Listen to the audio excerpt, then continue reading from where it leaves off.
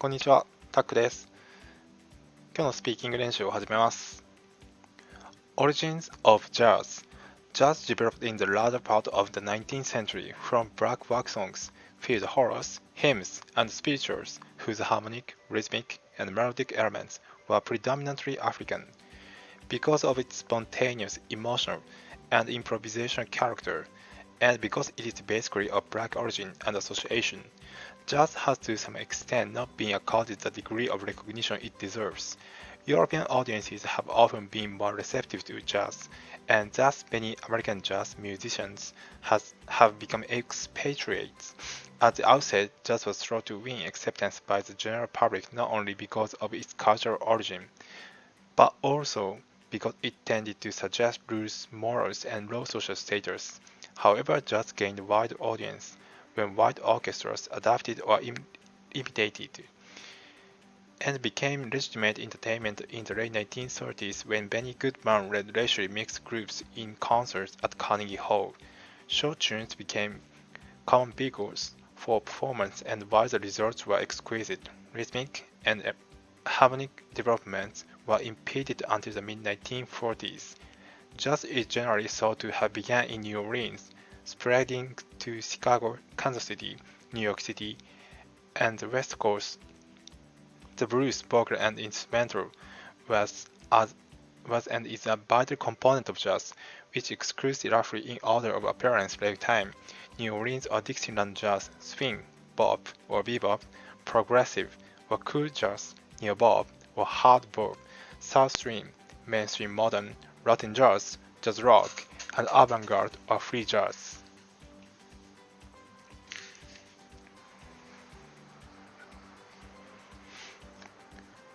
Newspapers. The word journalism was originally applied to the reportage of current events in printed form, specifically newspapers.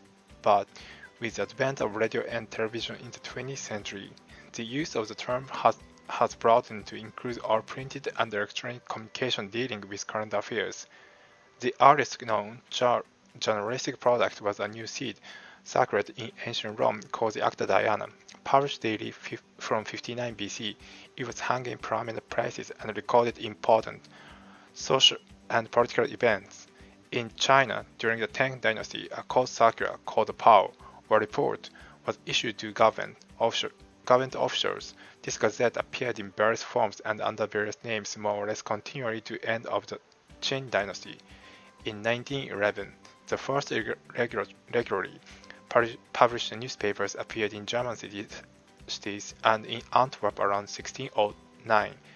The first English newspaper, the Weekly News, was published in 1622. One of the first daily newspapers, the Daily Courant, appeared in 1702. At first, hindered by government-imposed censorship, restrictions, and taxes, newspapers in the 18th century came to enjoy the reportorial freedom and indispensable function that they have retained to the present day. The growing demand for newspapers owing to the spread of literary and the introduction of steam and the electric-driven process caused the daily circulation of newspapers to rise from the thousands to the hundreds of thousands and eventually to millions.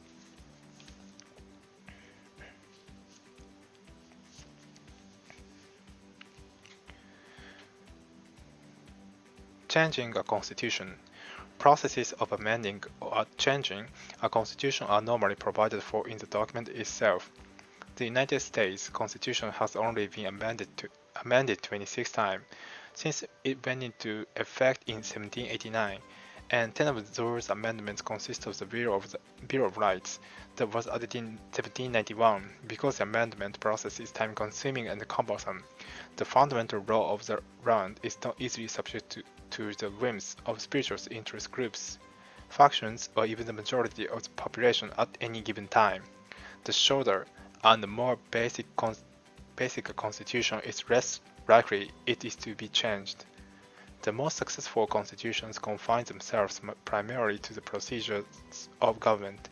By contrast, those constitutions having lengthy sections of what amount to statute law are subject to frequent amendment. If a constitution embodies, for example, provisions that guarantee full employment, housing, or college education, it may fail if the government is unable to live up to these promises. It was just this type of situation that led to the one failed experiment in the United States Constitution. The 18th or Prohibition Amendment was added in 1919. It was a law prohibiting manufacture and sale of alcoholic beverages.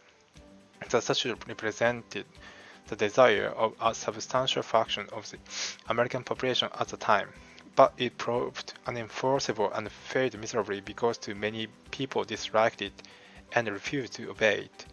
It was repealed or withdrawn by the 21st Amendment in 1933.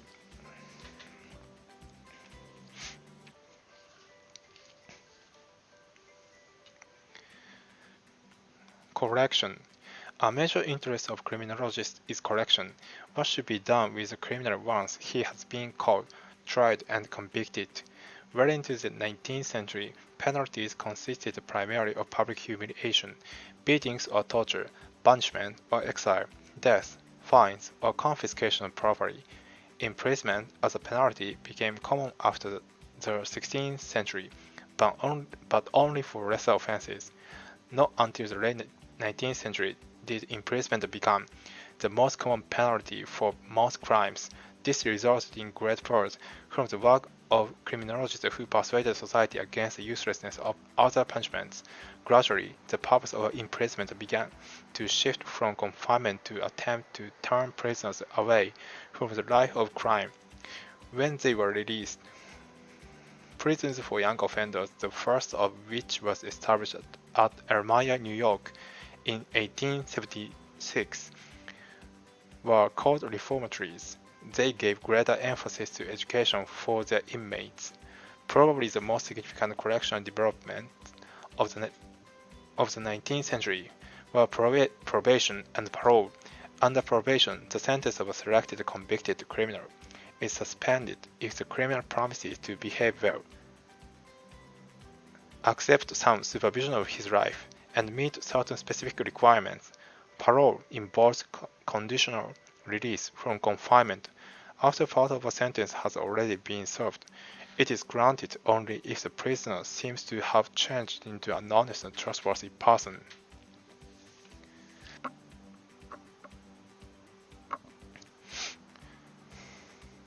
Animal communication and human language. Apes, chimpanzees, and dolphins seem capable of communicating with one another. However, their communication systems are very simple. They cannot communicate about abstract concepts and ideas or talk about objects that are not in their immediate environment. Their communication apparatus is limited to simple gestures and a very limited range of vocal utterances that vary primarily in pitch and volume. On the other hand, human speech is built up from a variety of units, which, loosely speaking, correspond to vowel and consonant sound, while animal communication systems are genetically inherited. This is not true of human language. At birth, humans are programmed to learn language. The ability to learn is genetically inherited. However, language itself is learned from interaction with individuals in society. If a child were raised in an environment where language was never used, the child would never learn language. Fortunately, children are brought up in a language-rich environment and they quickly acquire language skills. Social interaction is fundamental to human language. More precisely, our language is socially dependent and conventional. This means that our language is defined and controlled by the community in which we live. Speakers within a language community accept a system of rules called grammar, which governs our language.